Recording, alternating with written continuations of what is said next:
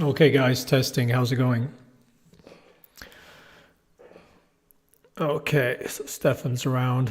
Let's do this. So, as usual, welcome, welcome, welcome. No trade calls, no recommendations. Every response for their own stuff. We're here for educational purpose only. So, this is recorded. So, if you miss anything, will be posted on YouTube. So, once a month, as I said, we'll try and do these chat half an hour or so, cover anything anybody wants to discuss, and just a friendly chat between traders. So let's do this. Sound okay for everybody? If assuming people aren't too shy. Stefan, since you asked the question, is sound okay? So hi, hello. Do you think Ethereum has possibly bottomed out?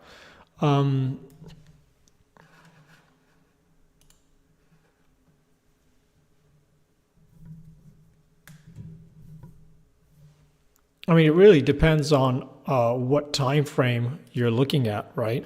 Really depends what you're focused on. I mean, here, going back on a weekly, I mean, it looks like it's trying to bottom here. I don't have a specific opinion here. I think this is going to trade, along with everything else is trading with risk. It's all one big trade. So clearly, technically, as long as, these wicks hold, and as long as, you see these buyers still supporting here, it's very, very difficult to say you're going to come in and get aggressively short into this area. I mean, there's going to be, it's not going to be an easy feat to get through all this selling pressure, but could it have bottomed? Sure. I think here, as always, people always like to look at, are we going up? Are we going down? There's also the possibility that we just keep on going sideways and we get stuck in this broader zone. The way I would look at it is basically I would highlight this area where you see all these wicks, both to the upside and the downside, and say that this is, a big choppy zone. And you likely need to see sustained break above from a daily or a weekly, or sustained trade below to get some real traction. So again, if you're long, you could argue this is trying to bottom. If you're short, you could say, this is still, there's a lot of self pressure. This could be some kind of puke down formation. I don't have a particularly strong view. Again, unless you tell me what time frame you're looking at, it's hard for me to say. It looks like it's still stuck in a very, very choppy range. And, to me, it looks sideways, right? That's all I can tell you. To me, it looks sideways. I mean, clearly, if you're looking intraday, there could be a gazillion different trades. But if not, it's likely going to trade with risk. And that's my view, really. What's going on? So usually I'll go through a couple of charts here since people are probably shy. So I'll say what's happening here. Here it looks like we're having a corrective bounce on equities. The clearest trade for us, I think I'll discuss if I remember correctly, what we discussed last time. But we talked about, if I remember correctly, about a nice little move up on the bonds, right? So we were looking for these to rip higher back into the 129. 129, we got a beautiful little sell signal for continuation here.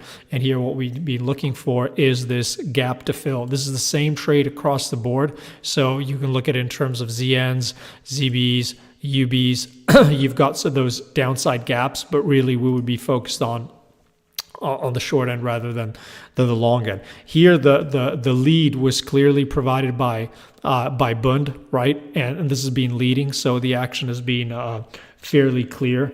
And so here again, I would expect the nice or the neutral thing to be is to fill these gaps as we go into the ECB and as we go into the FOMC, and then we'll see what happens. Clearly, tomorrow is a very big day because we got those CPIs and we got the ECB.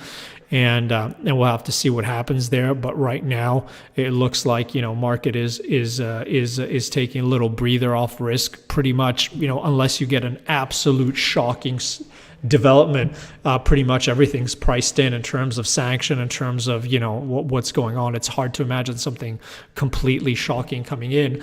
And what we've been seeing, I've been trying to post on Twitter too, is basically that Europe has been leading, the press higher, right?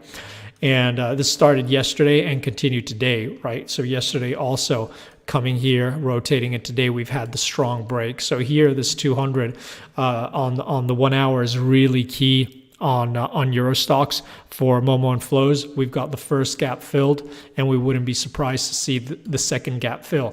Again, this doesn't mean that all the problems in the world are solved, that there's no inflation, that Europe isn't going to suffer, yada, yada, yada, yada. But this is just a technical play where everybody got very, very short.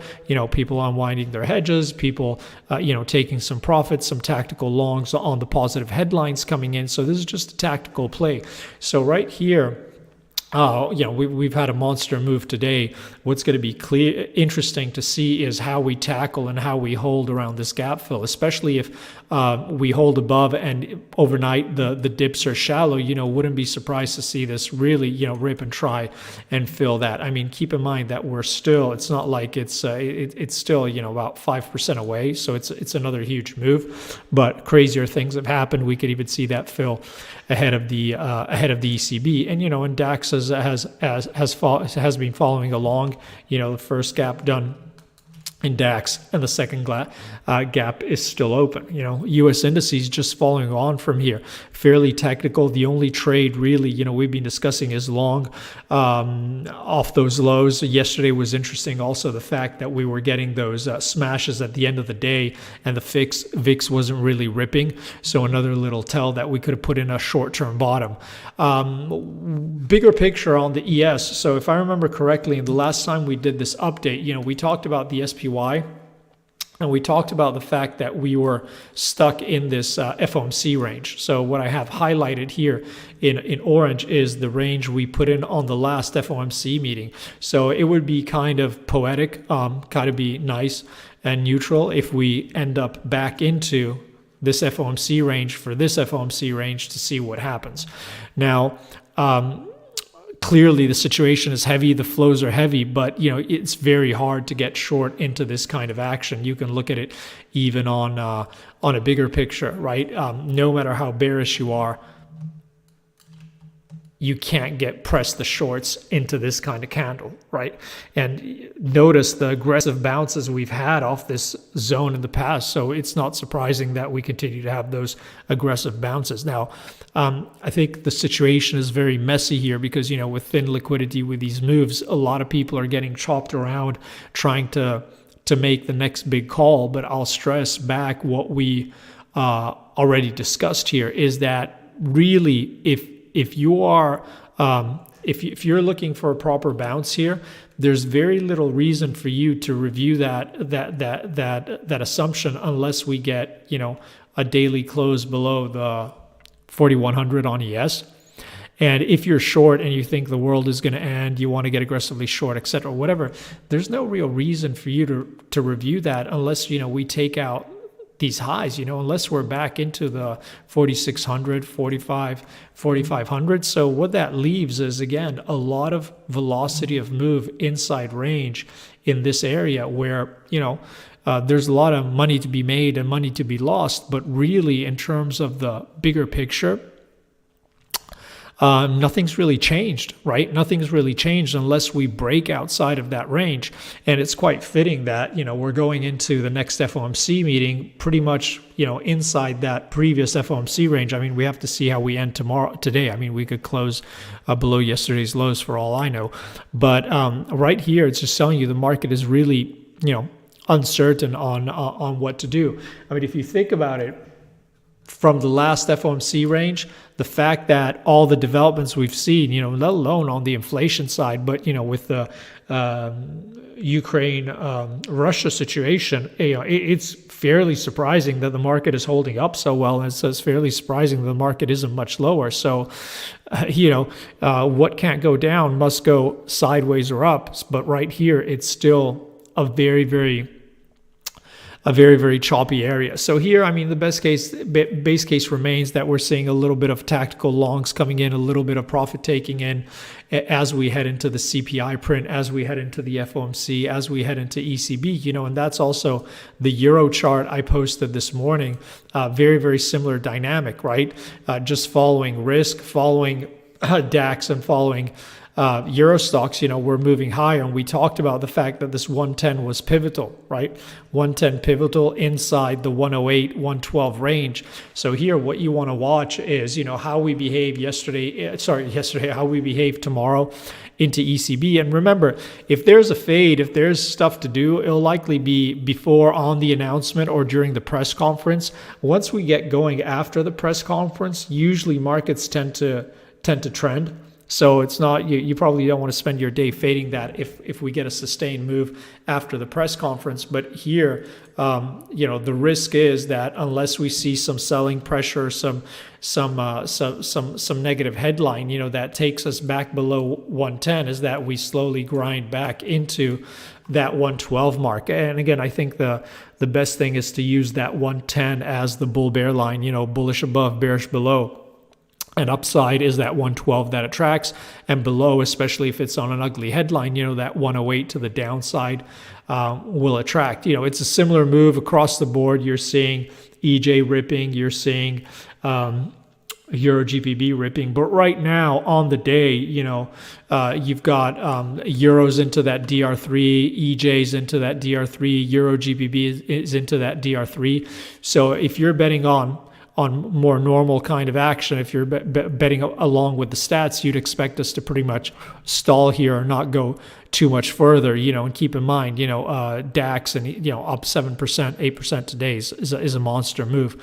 The question is US going to catch up? And that means we've got a lot of room to move to the upside. What we've been discussing and what we've been looking at in terms of upside action on the ES is basically, you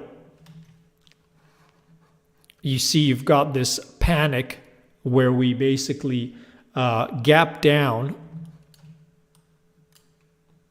fill that gap, got sold off aggressively, and now we're basing. So right here, as long as the sellers can't materialize again here, the base case assumption remains that we're slowly going to come back and the market's going to try and clip weak stops above these highs, and that opens up a move back into the 4,400. Now, we're still stuck. I mean, very aggressive moves, but really nothing much is happening. I think people who are desperately looking for the next rip to all-time highs, or people who are definitely looking for the next 20% drop, are getting in trouble and missing a lot of opportunities, which are in the hands of those that are willing and able to be tactical and not be biased one way or the other.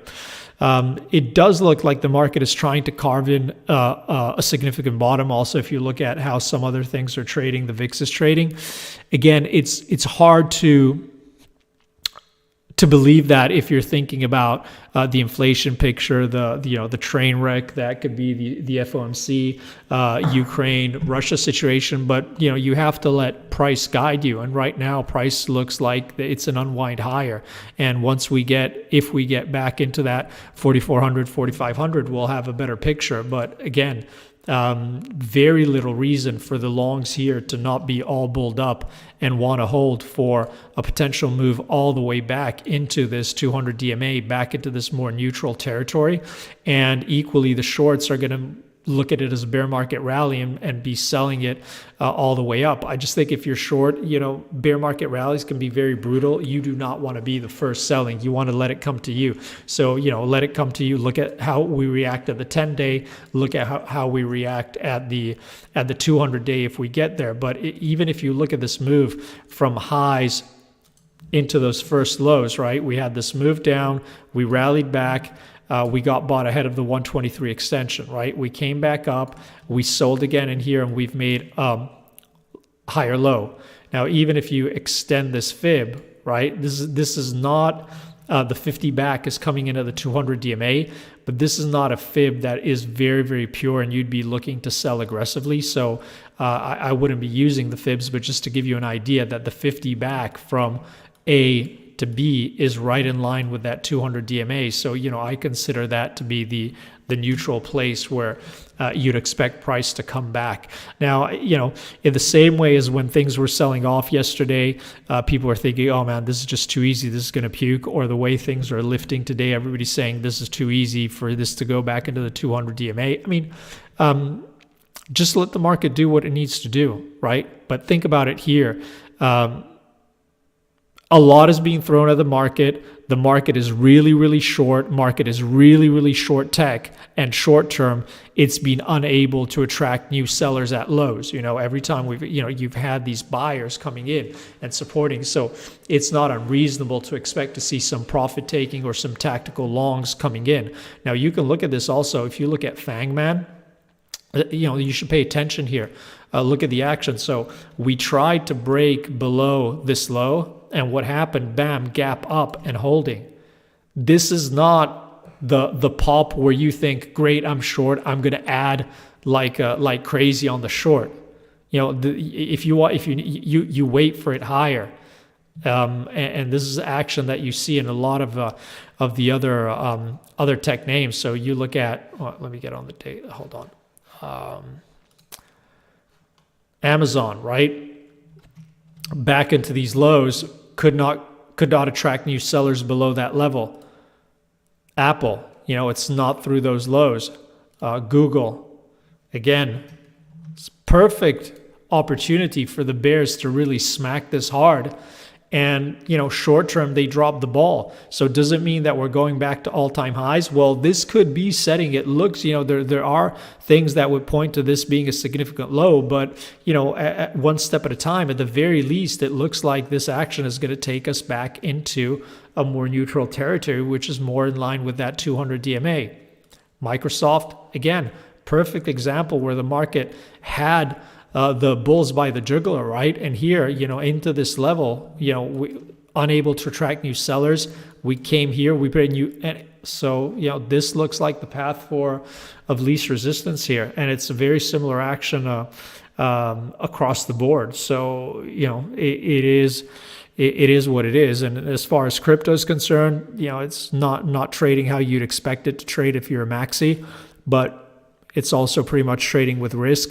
Everything's trading together. So all things being equal, I think the correlations or the intra-market correlations has been fairly easy to read. There are times where it's a lot more complicated. And here, it just makes sense that the market is taking some chips off the table, some tactical players coming in, and we're moving back into more neutral territory. And as we head into two very big days for the market, right? Tomorrow with the CPI and the ECB, and then next week with the FOMC. So, and then it'll be interesting, and then we know when to move. Then we'll see if the focus goes back to the central banks or something happens and it goes back to Ukraine and Russia. But for now, everything's fairly orderly, nothing crazy going on. Any comments, any questions?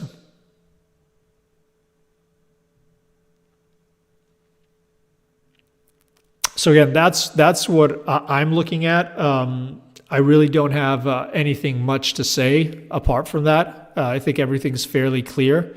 The only thing maybe if people like to look at the DXY, so if nobody asks any question, I'm just going to shut it down. But DXY, and the same thing, does this mean that, dollar's going to get smashed? Absolutely not. It's just a little bit of a technical retracement. So don't be surprised if you see the dollar coming back into the 97.50, back into the 10-day moving average, back into the breakout zone, right? And then it makes sense that as we go into the CPI, ECB, FOMC, the market's got a decision to make. Are we going to extend, or is it time for a bigger retracement? But right now, it's too early to know. Hey man, how's it going too? Yeah, sure. Nice to see you live. What a ride, right? What a ride on some of these commodities. I mean, copper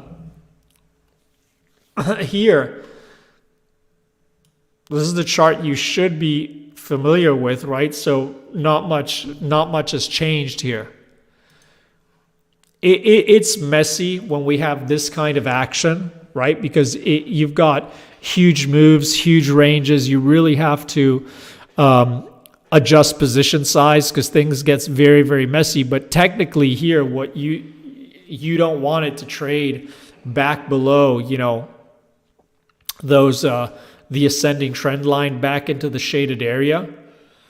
I personally, we've talked about this a lot in the past, and you have to have core long commodities across the board. Whether you're doing that through an ETF, whether you be long uranium, long gold, long silver, long copper.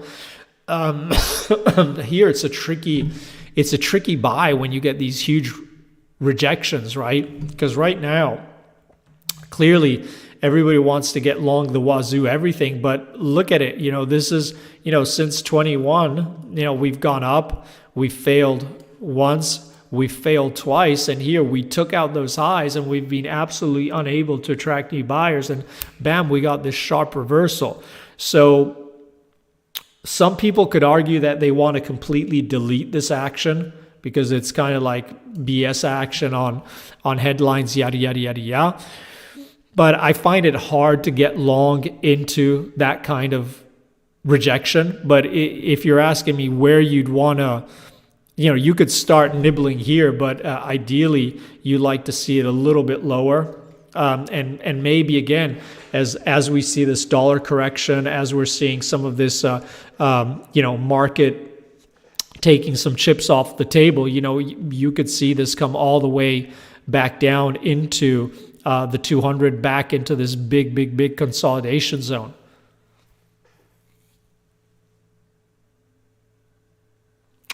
It's just that these trades are really hard to size. Also, stops are really tricky, right? So you could send me an email, but we might want to have this on against something else, or it's a tricky one. But I'd say all the way back into those moving averages.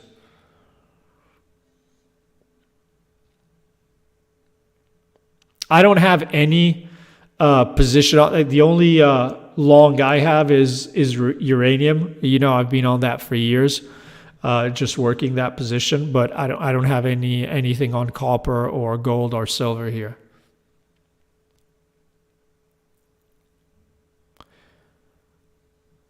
And again, things could, depending on what the Fed does, depending on if we get a ceasefire, depending on what happens of these next couple of days, there are a lot of people who've been jumping into these at really, really bad prices. You see what I mean?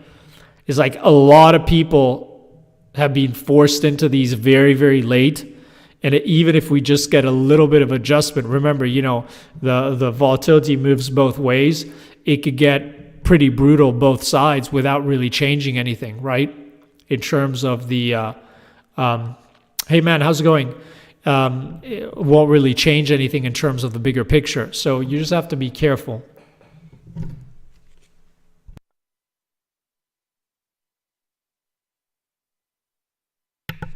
The priority is always, I think, is to, size according to volatility.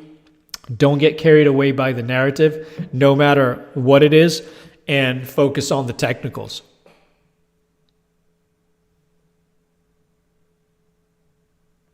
That's the that's the way I would look at it. And yesterday we had a beautiful full case, of kind of like buy the rumor, sell the news. As soon as Biden's spoke yesterday, bam, everything turned, short.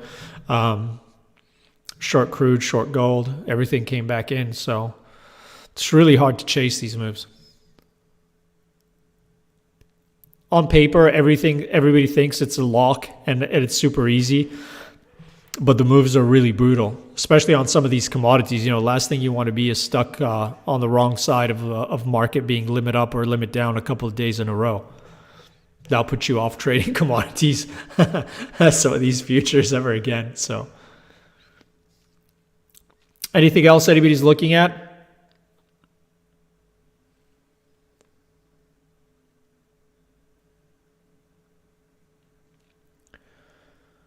I think to me the most interesting trade. Well, here I'd be short term. I'd want to take chips off the table. and have some powder dry for CPI and for ECB and for FOMC. Started to take in some of the ZN shorts, right? Still long equities. I think here you want to be taking some of that euro off, no matter how good it looks that long, even though it's above 110 and it could easily go to 112. You just need to protect those gains, and you just have to be a little bit careful. I mean, ideally, for me, we see stocks rip again tomorrow or even into the FOMC a little bit more, so I can scale back and get flat. But yeah, I think the other thing to consider is that we're going into the end of the month, end of the quarter, right? So we had some fairly decent moves this year. So especially if you're up, you've had a good year, you've had a good quarter. The last thing you want to do is roll the dice and try and really press things into ECB, into FOMC, and give back your month or give back your quarter with 2 weeks to go. Not only financially it's not good, but mentally it's just going to destroy, it's just too much to have to deal with. The last thing you want to do. So, especially if you've had a good month, good quarter, there's no reason to be shy about scaling back a little bit, protecting some of your gains and having some powder dry. And again, there's always just being open, right? Don't think that just because the war narrative's on that everything has to go to equities have to go to zero and commodities have to go through the sky, right? Just focus on each chart individually. Naturally, you want to keep an eye on what's happening, what the headlines are, but trade price, right? Trade price. Look at the intramarket correlations. Trade price. Don't trade the narrative.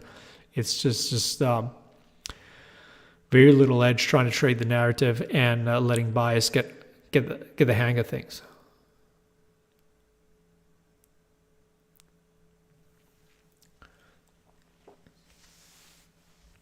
I don't have any outright uranium positions. I'm long URA, which I know is not the purest or the best expression of the trade, but so it's just ETF. Any platform you can buy ETFs. Again, some platforms have restricted some of the US ETFs, so you probably have to go directly to a US broker unless you're a professional client, but easily fixed.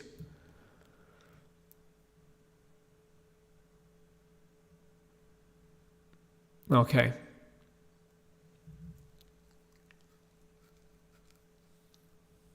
Yeah, I think the most interesting thing is going to be, again, to see if this how Eurostoxx and DAX trade tomorrow into the ECB. I mean, keep in mind that here basically ES, YM, NASDAQ, they're all back into those spike highs from yesterday where the market sold off from aggressively. So I think here, especially into the next turn of the hour and through the lunch break, is going to be really, really important, because either short term, in terms of today's technical, the bears can come in and repress the shorts here where we sold off from yesterday. If not, if we especially if we get this next hourly close above yesterday's highs on ES, YM, NASDAQ, Russell, then likely it looks like, we're going to keep on grinding high. Potentially it's going to be a grind higher all the way into the close.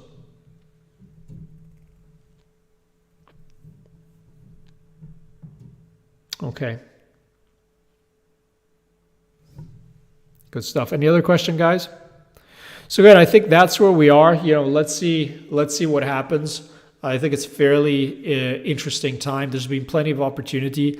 And again, I can't stress this enough. I think the price action has been, even though intraday it's been a little bit violent at times, for those who don't have a bias or are not getting carried away by the narrative and are not trading on feelings or just focusing on price, price has been fairly clear, even in terms of cross-market correlations, in terms of daily levels, in terms of, normal moves, fairly orderly and fairly easy reads. So again, focus more on price and less on opinions. Okay, guys, wishing everybody an awesome day ahead. Watch this close of the turn of the hour. It's going to be very important. And again, through next week, and things are going to be very, very important, very, very interesting. Okay, thank you so much. All the best. Take care. Bye bye, guys.